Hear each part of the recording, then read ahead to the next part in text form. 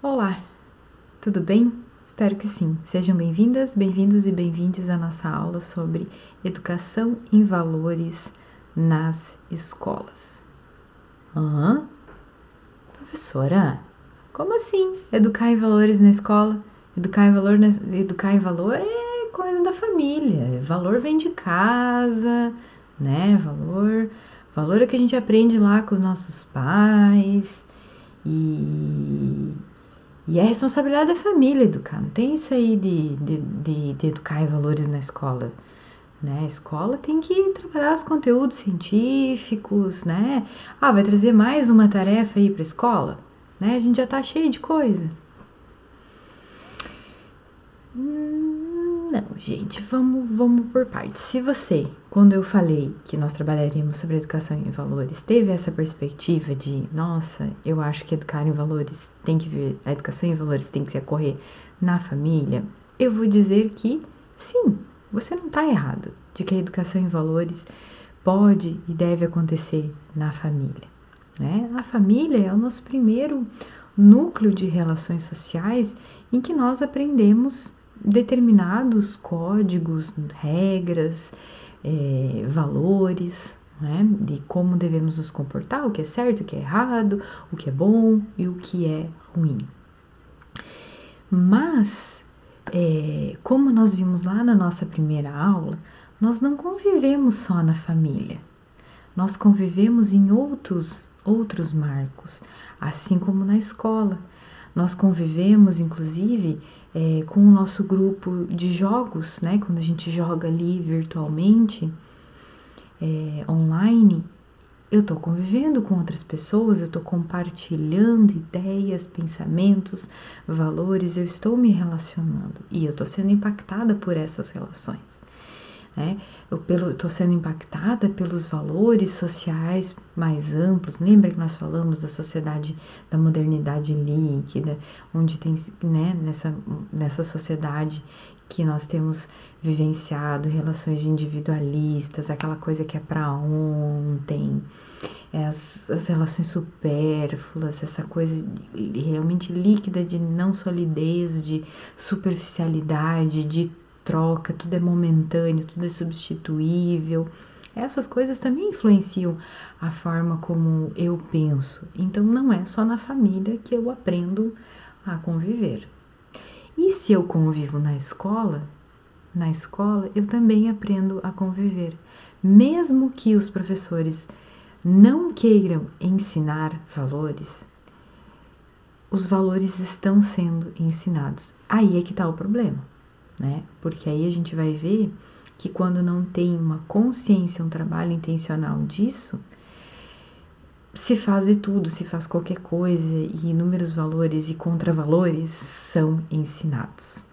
E uma outra coisa muito importante a ser destacada é que na família nós aprendemos, nós vivenciamos determinados papéis, determinadas relações e na escola eu tenho a oportunidade de questionar, de confrontar, de aprender outras coisas que pelas relações que eu tenho restritas na minha família, eu não consigo vivenciar na família. Logo, na escola são N sujeitos, cada um que traz a realidade, os valores da sua família, e isso se conflui tudo nesses passos. E na família tem aquilo que a gente chama de questões que são privadas, que são das suas relações. E na escola, esses indivíduos vão vivenciar aquilo que é público, né? Aquilo que é dessas relações sociais mais amplas. Então, a gente vai desconstruir essa ideia ao longo das nossas aulas de que a educação em valores deveria ser prioritária da família. Na verdade, ela não é prioritária da família, não deveria ser. E, inclusive, ela está na nossa LDB. Né? Na LDB indica que as instituições educativas têm o dever de promover o desenvolvimento integral desses sujeitos, afetivo, cognitivo, moral e social. Logo, né? Elas têm sim, nós enquanto educadores temos sim esse papel de educar em valores na escola. Mas então vamos lá, vamos ver como é que está essa educação ao longo da nossa história no nosso país. Primeiro, antes de falar dessa trajetória, eu gostaria de retomar a seguinte questão: quando é que a convivência é ética? Até agora a gente falou dos problemas de convivência, falou do que significa conviver, do que é moral, do que é ética, do que são valores. E aí, quando é que eu posso dizer quando essa convivência é ética? Porque é esse tipo de convivência que nós queremos promover, seja na família, seja na escola. Eu digo que essa convivência é ética quando as relações que embasam essa convivência são embasadas em valores morais. Lembra do que são valores morais que a gente trabalhou na aula anterior? Como justiça, respeito, equidade, solidariedade, diálogo. Esses valores são valores que são considerados universalizáveis, ou seja, são bons, são considerados bons para o maior número de pessoas. Então, a convivência ética, quando ela baseia suas relações nesse tipo de valores e não encontra valores como beleza, competição, eu tenho que ser melhor que você. Não, é nesse tipo de valores que eu devo basear as relações. Também ela é considerada ética, a convivência, quando os sujeitos são autônomos, por isso que eu tenho que contribuir para o desenvolvimento da autonomia, né? Quando esses sujeitos que são autônomos, que conseguem agir por si sem controle externo, são críticos, né? Agem criticamente e conseguem avaliar as suas condutas, eles participam desse processo de avaliar como está a sua convivência. E a convivência ética também envolve a reflexão sobre como conviver.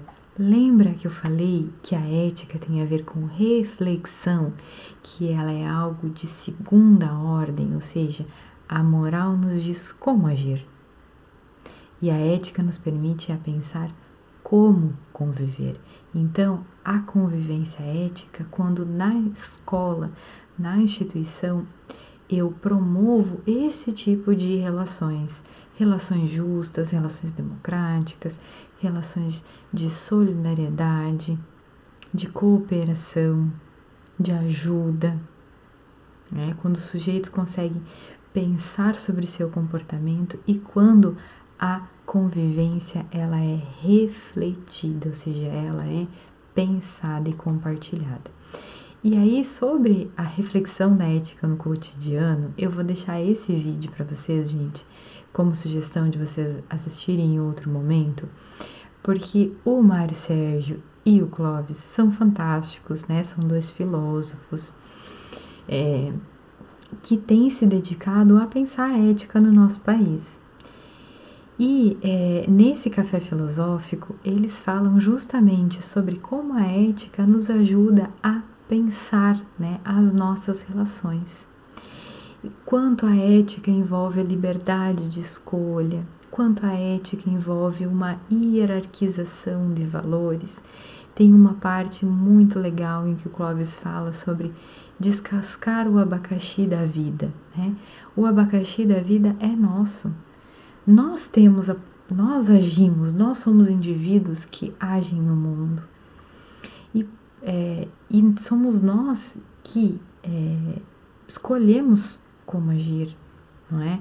E somos nós que, por termos essa liberdade, isso tem a ver com a ética, né? Que podemos pensar se eu quero seguir por esse caminho ou por esse caminho, ou naquela situação o que vai ser mais importante para mim vai ser isso do que isso, não é? Então, quando eu estou na frente de um dilema e eu tenho que decidir se eu faço isso ou se eu faço aquilo, eu vou decidir, olha, não, nessa situação eu vou agir dessa forma. E tá tudo bem, porque eu tenho essa possibilidade de escolher e depois, se eu me arrepender, inclusive de pensar, poxa vida, nas próximas vezes eu poderia agir dessa forma e não daquela. Então fica a dica para vocês assistirem esse vídeo que é muito bacana, tá? Procurem aí no YouTube por Ética no Cotidiano, do Mário Sérgio Cortella e Clóvis de Barros Filho, tá?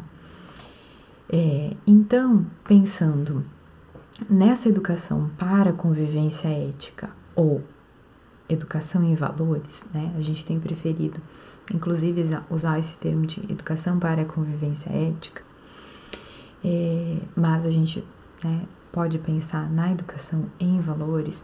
A gente vai ver que desde a nossa Constituição Federal, a nossa LDB, os PCNs, os Planos Nacionais de Educação e depois os planos municipais, e agora a BNCC, todos esses documentos falam de uma formação para adesão a valores. E eles não falam em quaisquer valores, eles falam justamente nos valores que nós defendemos, que são os valores morais, como a democracia, o respeito, a igualdade, a justiça, né? E, mais recentemente, nós temos a BNCC falando, né, do desenvolvimento de valores por meio de competências. E aí, eles trazem esse conceito mais amplo de competência, né, não desenvolvimento de valores ou adesão a valores, mas os valores estão dentro das competências a serem trabalhadas. E as competências, né, estão sendo trabalhadas compreendidas, na verdade, como a mobilização de conhecimentos,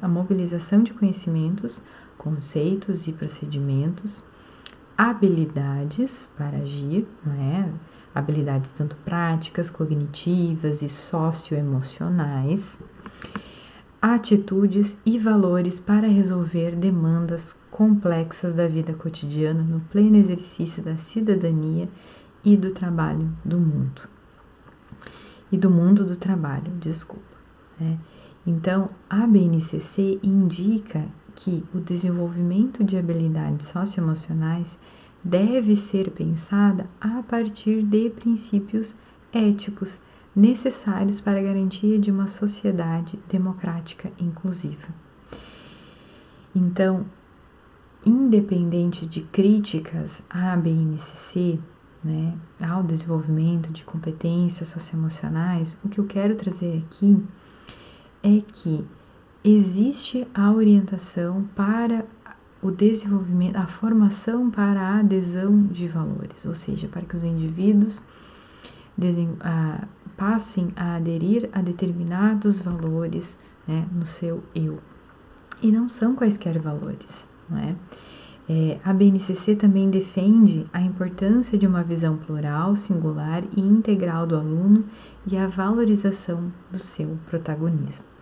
Se vocês olharem as 10 competências gerais que tem lá na página, na introdução da BNCC, vocês vão ver que os referentes à educação em valores são principalmente o 9 e o 10, né? A competência 9 fala em exercitar a empatia, o diálogo, a resolução de conflitos e a cooperação, fazendo-se respeitar e promovendo o respeito ao outro e aos direitos humanos, com acolhimento e valorização da diversidade de indivíduos e dos grupos sociais, seus saberes, identidades, culturas e potencialidades, sem preconceitos de qualquer natureza.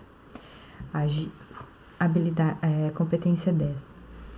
Agir pessoal e coletivamente com autonomia, responsabilidade, flexibilidade, resiliência e determinação, tomando decisões com base em princípios éticos, democráticos, inclusivos, sustentáveis e solidários. Então, veja que nós temos hoje, né, já tínhamos pelos PCNs, mas temos hoje também a defesa pela BNCC que valores sejam sim trabalhados na escola. Essa é a questão que eu já coloquei para vocês, então, né, que que seja desenvolvidas essas habilidades socioemocionais a partir de princípios éticos que vão garantir essa sociedade democrática. E aí, voltando um pouquinho, né, eu gostaria de retomar com vocês 3 posturas dessa educação em valores. Então, o que diz das normativas é isso, que nós temos sim que trabalhar desde a Constituição Federal, a LDB até a BNCC e anteriormente os PCNs indicam que nós trabalhemos com a educação em valores. Mas eu posso trabalhar essa educação em valores de diferentes formas, né?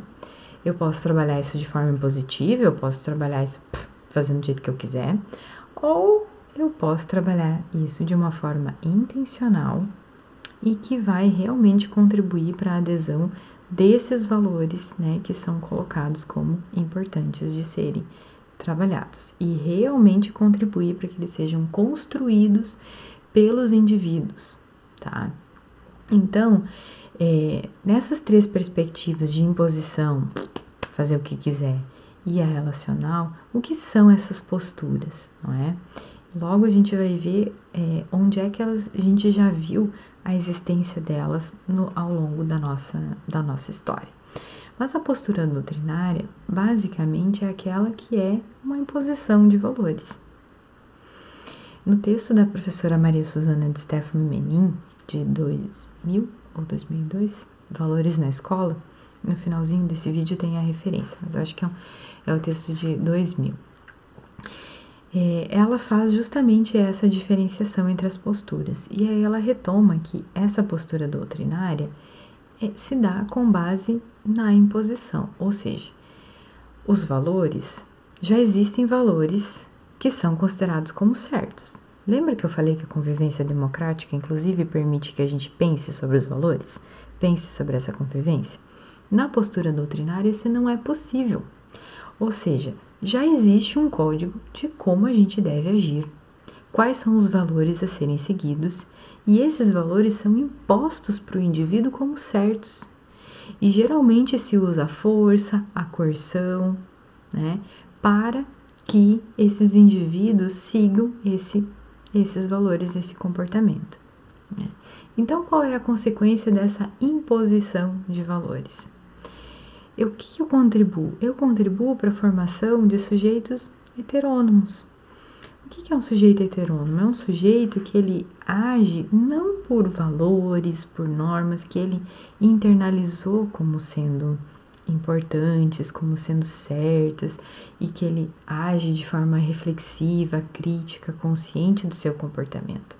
Ele age por medo da autoridade, ele age por medo de ser punido, ele age por medo de ir para o castigo, ou porque tem alguém ali me controlando.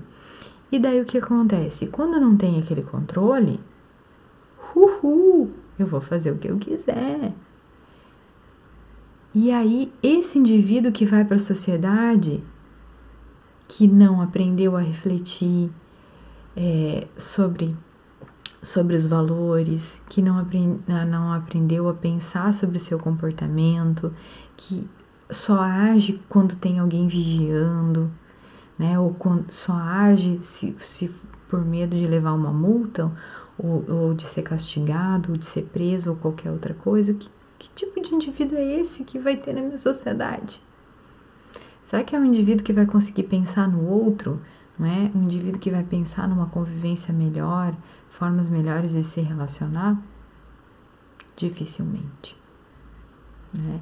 Aí é aquele indivíduo que pensa pelo outro, né? Se alguém tem uma autoridade, é verdade o que ele está dizendo, porque é uma pessoa que não consegue pensar por si, ouvir o outro e pensar, nossa, tá certo, não, essa parte tá certa, essa parte tá errada, porque tal coisa, ou seja, uma pessoa que consegue refletir, consegue absorver, mas consegue fazer essa reflexão, ou seja, uma pessoa crítica, consciente, um agente das suas ações. A postura doutrinária não permite essa construção. Vai permitir sujeitos submissos, sujeitos que agem, né, que facilmente mudam de opinião porque eles não têm, né, não aderiram a valores, né? E não tem consciência, né, desses determinados valores. Uma outra forma disso acontecer é de qualquer jeito, ou seja, é a postura relativista ou aquela laissez-faire. Então, numa postura doutrinária, por exemplo, eu posso pensar nas escolas religiosas, né? Alguém que matricula o seu filho ou sua filha numa instituição de um determinado grupo religioso, sabe que naquele grupo, né, naquela instituição, determinados valores vão ser trabalhados como certos, ou seja, tem ali uma postura doutrinária. Mas se sabe que naquela instituição é assim, é uma instituição privada, ok, a família tem o direito de colocar o indivíduo lá, mas sabe que lá as coisas serão trabalhadas dessa forma. Agora, numa instituição pública laica, a postura doutrinária não deveria existir. Outra forma, então, que é muito ruim, que na verdade não contribui para a formação daquele sujeito autônomo, crítico, blá blá blá, que eu falei, é a postura relativista. Pensem aí nos professores de vocês, ao longo da história. Tinha gente que rezava o Pai Nosso quando vocês entravam em sala. Tinha gente que dizia que era muito feio bater nos coleguinhas. Tinha gente que dizia, se tu apanhar no recreio, bate de volta. Violência a gente revida com violência. Tinha gente que dizia, olha, você tem que fazer de tudo para ser o melhor. Como talvez você teve professor que dissesse, olha, é importante ajudar, empresta seu material pro colega. Tá vendo que hoje é o seu colega que precisa, amanhã é você. Então, o colega tá precisando da cola, tá precisando do lápis, empresta, compartilha, divide, ajuda. Você terminou sua tarefa, ajuda seu colega. Veja que há uma confusão, não é, de valores a sendo trabalhados. Tem gente que defende um valor, tem gente que defende outro, tem gente que defende outro. Essa criança tá ali, ó, blu, blu, blu, blu, vem pra cá, vem pra lá. E ela pensa, o que é certo se cada um me diz uma coisa? Então, nesse tipo de educação em que não se tem uma perspectiva de como trabalhar com valores, uma perspectiva que é unificada, o mais próximo possível, né? Em que os professores daquela instituição têm consciência de quais são os valores que são defendidos por aquela instituição. Sabe que existe um projeto político-pedagógico na escola?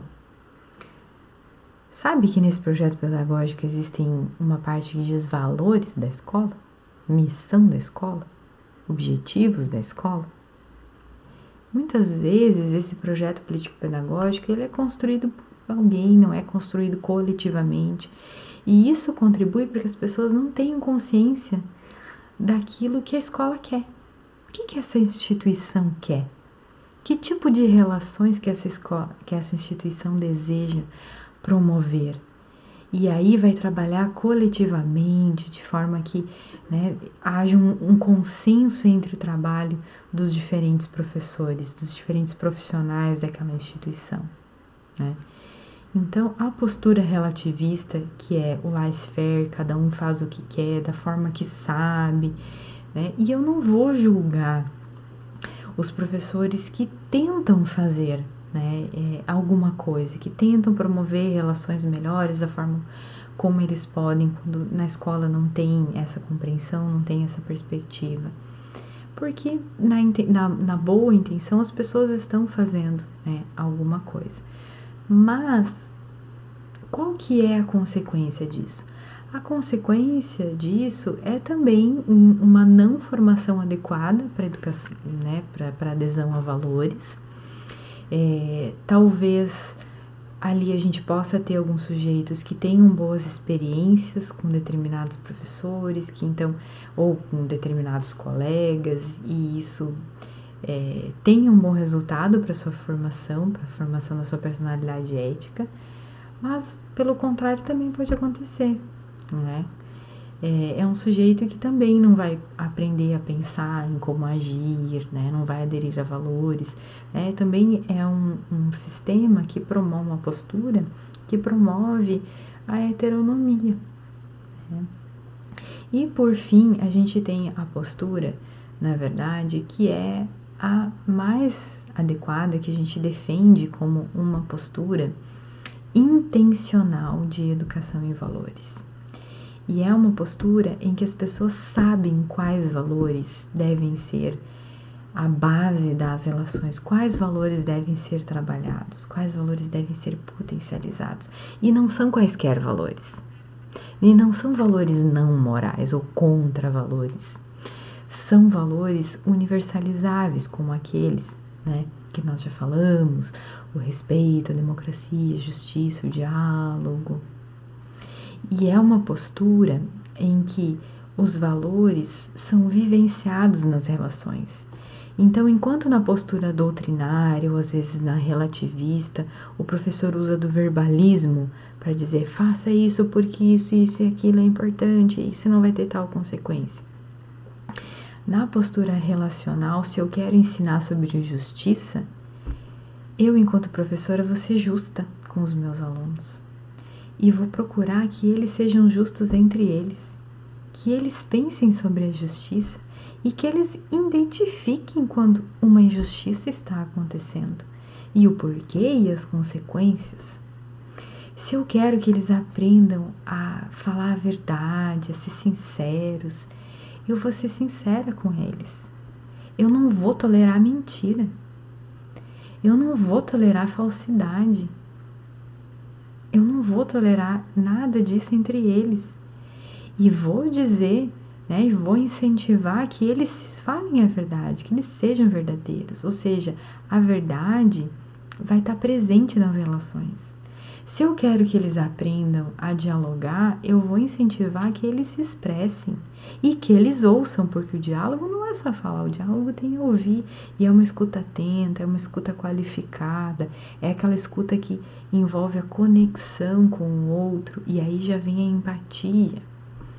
Ou seja, esses valores, eles precisam estar sendo vivenciados. É o que o Piaget nos dizia.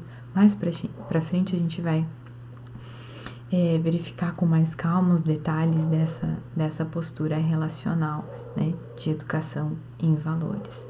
Então, essa é justamente uma postura que intencionalmente, né, promove sim o desenvolvimento da autonomia moral. Vai saber o que está fazendo, por que eu tenho que promover relações entre pares, por que eu tenho que deixar os meus alunos cooperarem, por que é importante eu colocar eles trabalhar em grupo, para que eles aprendam a lidar com os conflitos, que é importante que eles discutam sobre as regras, que eles participem da construção de regras. Por que é importante? Eu vou ter consciência disso. E aí eu vou trabalhar intencionalmente. Logo, eu vou potencializar a adesão a valores morais e a construção de personalidades éticas, a construção de sujeitos autônomos, que são sujeitos que vão para uma sociedade que conseguem se posicionar frente a injustiças, que conseguem dialogar para resolver problemas, que conseguem verificar diferentes opiniões, processar, se posicionar, analisar situações, pensar sobre as relações sociais. Ou seja, são sujeitos que não precisam de um controle externo para agir, que não precisam que um policial ou de uma existência de uma lei que diga: se você stalkear alguém, isso é crime, se você fizer tal coisa, isso é crime. Se você for homofóbico, homofobia é crime. Essa pessoa, ela vai agir não porque a homofobia é um crime, mas é porque ela é contra qualquer situação de discriminação. E por mais que ela talvez pense e tenha alguma situação preconceituosa, esse é um indivíduo que muito mais facilmente vai ser levado a pensar sobre as suas ações, seus preconceitos, né, a sua forma de agir com os outros. Tá? Então vamos ver ao longo da história, né, como é que essas tendências de educação e valores vão aparecendo, né, nos nossos documentos e na prática. Se a gente for pegar, então, essas posturas, a gente vai ver que lá em 69, no período da ditadura militar, né, que período macabro que o nosso país viveu, foi inserida então a disciplina moral e cívica. Então, é uma tentativa intencional de educar de forma doutrinária determinados valores. Nossa, que legal! Tinha uma disciplina que promovia a ordem, promovia o nacionalismo, promovia o respeito à pátria, mas também promovia a obediência, a força, a heteronomia. Então, não era uma educação em valores que realmente promovia essa autonomia, o florescimento, né, do indivíduo. Era uma postura doutrinária para tornar os indivíduos heterônomos, né, submissos, e que defendessem determinados valores, como esses valores como nacionalismo, né, como valores certos. E qual era o objetivo maior? Manter o regime vigente, né, o regime militar da época. E isso, né, contribuiu então para a manutenção de sujeitos heterônomos, e essa disciplina se manteve até 93. Por isso que eu falo que as minhas irmãs pegaram essa disciplina. Eu lembro que no meu boletim das primeiras séries ali, tinha, né, o quadrinho dessa disciplina, mas ela já foi retirada, porque quando eu tinha 10 anos, né, eu já tinha em 93, eu tinha 10 aninhos, então com 10 aninhos eu estava próxima de entrar na quinta série, e aí eu pegaria essa disciplina. Então foi bem quando ela foi retirada do currículo das escolas, ainda bem. E então vejam que isso levou muito tempo, né, essa visão, e uma visão negativa, porque, né, a retomada da democracia, né, ocorreu anos antes, e mesmo com a retomada da democracia, essa disciplina permaneceu nos currículos, e ela tinha um objetivo muito claro, né? Então, a concepção que os professores tinham de educação e valores era uma educação autoritária, uma educação moralista, dogmática, e todo o asco que se teve, né, com relação a esse período da ditadura se leva para o trabalho com a moral, né? Porque aí se associa que o trabalho com a moral tem a ver com imposição de valores, né? Não é uma educação, uma construção, mas sim uma imposição. E se tem essa experiência negativa. Então, com essa retirada dessa disciplina, até 97 ficou um limbo, né? Com relação à educação e valores, muita discussão, professores, né, a gente viveu um período muito forte, até hoje isso é forte, isso é muito fruto de toda essa experiência que a gente teve no país com essa experiência de educação moralizante, né? E aí, e também por não ter uma formação adequada, não saber, né, exatamente como promover uma educação que não fosse essa que era ruim, então no imaginário de muitos professores, trabalhar com a moral era ruim, né? Era ruim trabalhar com moral nas escolas. E aí perpassou também aquela ideia de que a moral tem que ser trabalhada na família, ou seja, educação moral, educação em valores é coisa da família e não da escola. Só que com o crescente índice de violência, né, problemas de convivência nas escolas, a questão da moral e da ética volta para a discussão dos especialistas.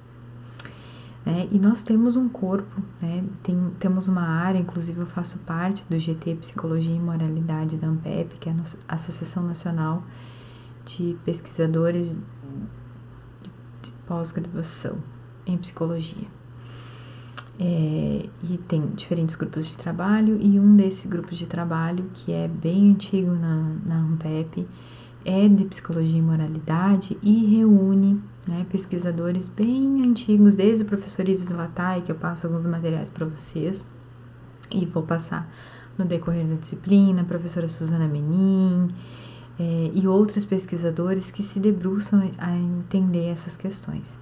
E esses pesquisadores, então, o professor Ulisses, Aquino de Araújo, professor Ives, eles foram chamados a pensar, né, foram chamados pelo Ministério da Educação para pensar o trabalho com a ética nas escolas. E aí foi construído, então, os PCNs, e em 97 os PCNs são lançados, e um deles referia-se à ética, né? E a ética sendo trabalhada numa perspectiva relacional.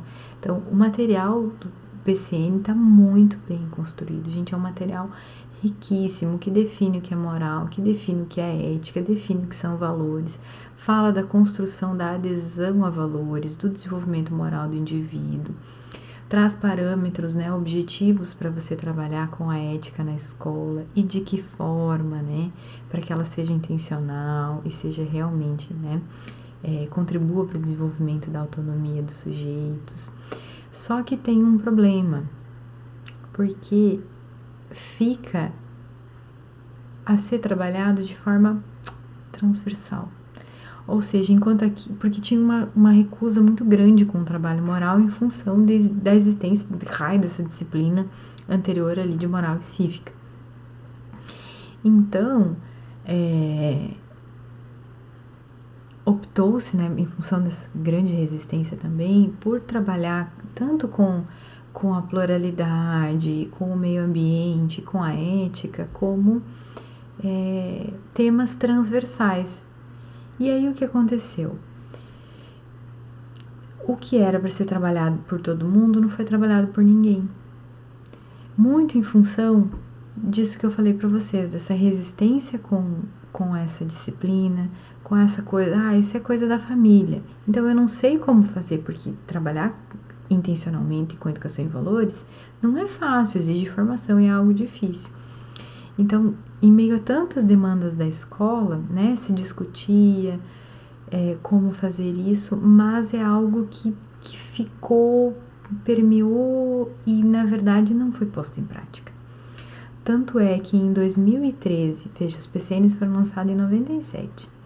Em 2012, na verdade, 2013 foi lançados os resultados da pesquisa.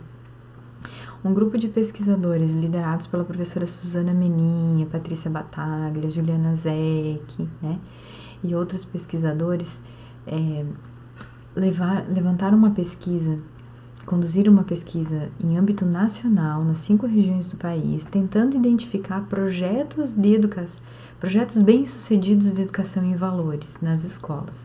Porque se desde 97 nós tínhamos a orientação de uma postura relacional a ser trabalhada nas escolas,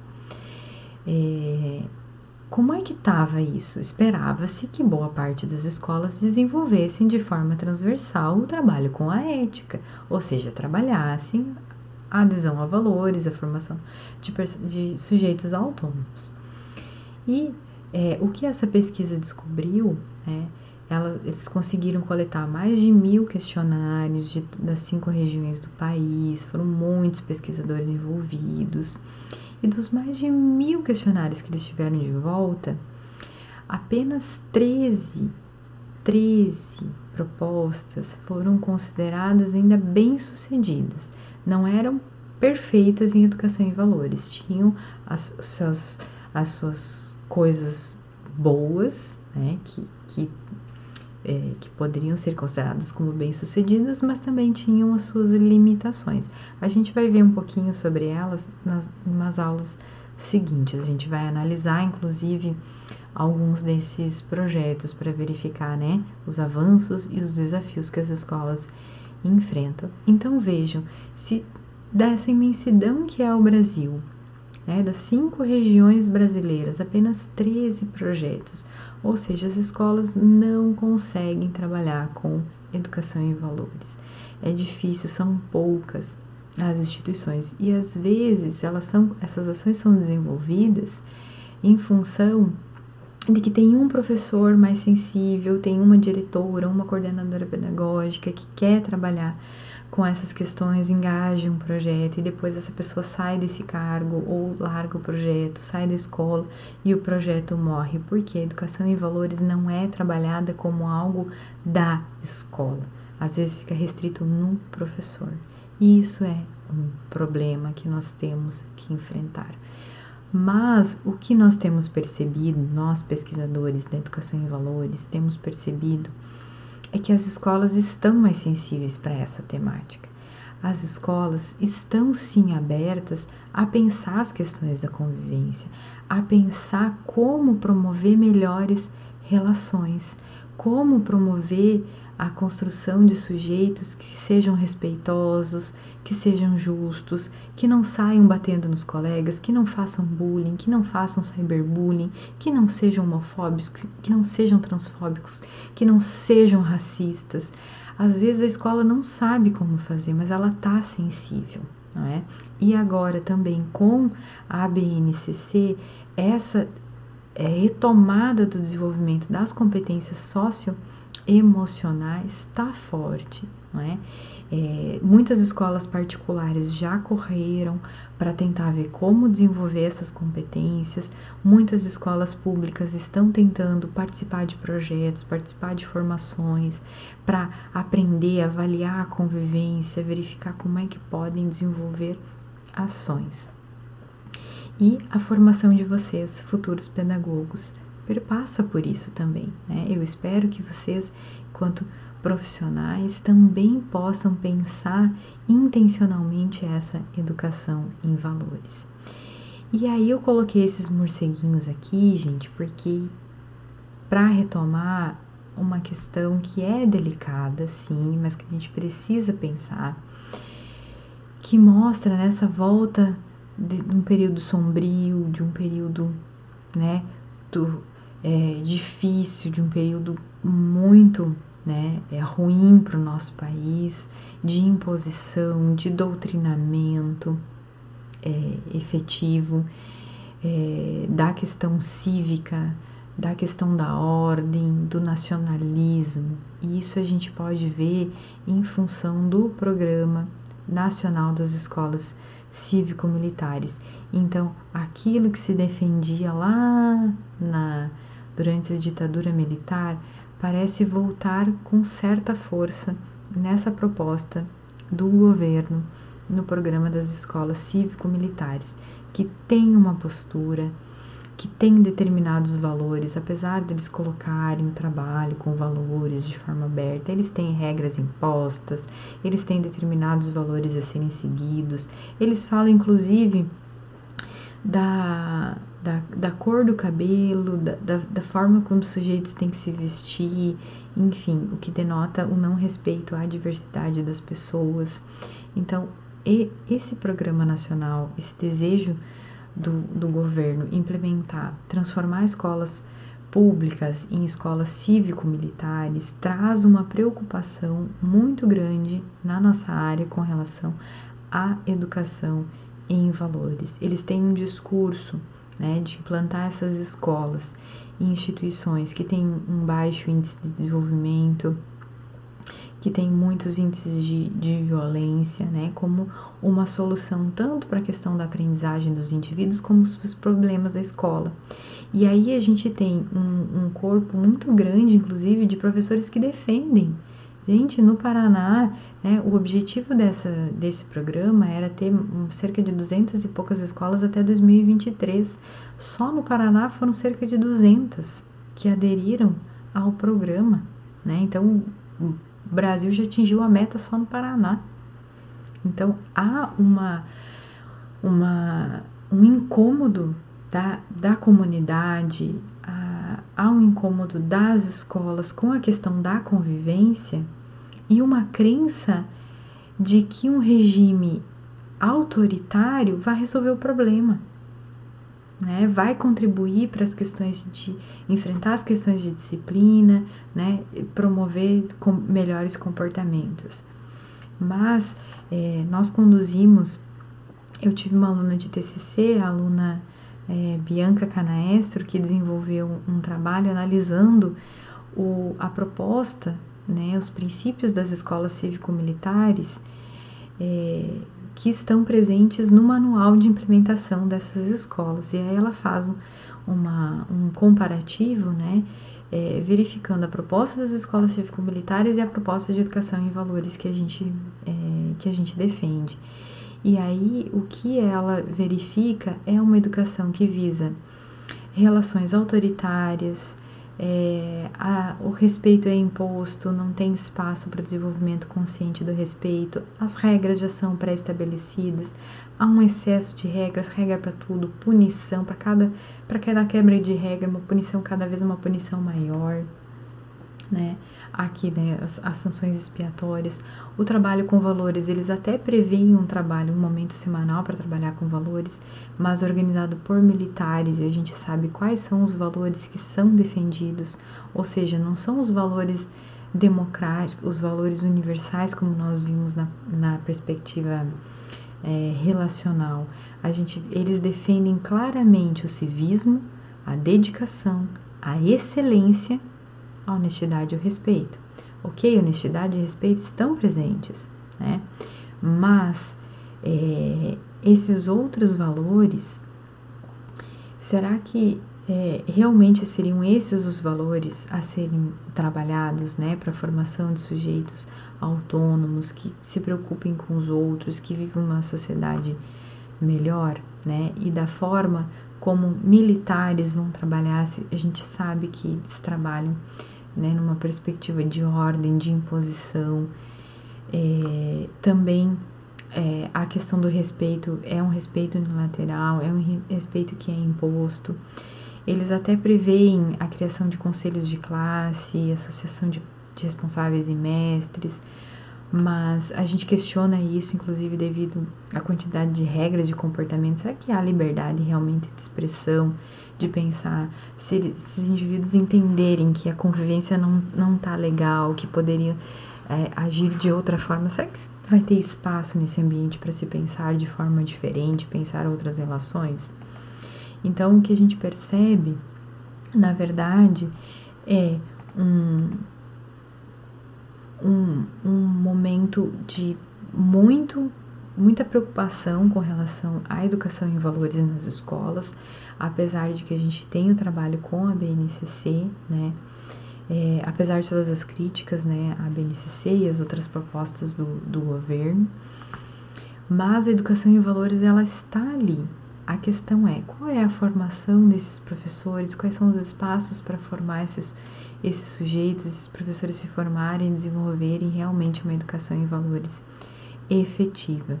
E fica aqui a preocupação com a questão da defesa das escolas cívico-militares como uma resposta, né, para as escolas com problemas de convivência. Nós defendemos que existem outras formas de enfrentar, né, essas questões que são muito melhores do que a imposição. Então, aqui tem algumas das referências que eu usei para essa aula e a aula anterior. Então, os nossos próximos desafios, né, a nossa jornada nas próximas aulas vai ser compreender os aspectos que a gente viu até agora, o que é ética, o que é moral, o que são valores, a trajetória de educação em valores no nosso país, né? A gente sabe que é possível sim educar em valores, existem diferentes perspectivas. A gente vai tentar entender nas próximas aulas os aspectos que potencializam a nossa ação moral enquanto indivíduos, né? Possibilitam a escolher agir dessa forma ou agir daquela forma, e que nos levem, né, a a chegar a níveis mais altos de autonomia moral, tá? E quais são esses aspectos que potencializam, né, esse desenvolvimento. Então é isso. Vamos lá para as nossas próximas aulas. Vejo vocês em breve. Um abraço. E agora eu nunca consigo fechar isso aqui. Ai, gente, não é fácil ser professora e gravar vídeo, né? Tchau, tchau.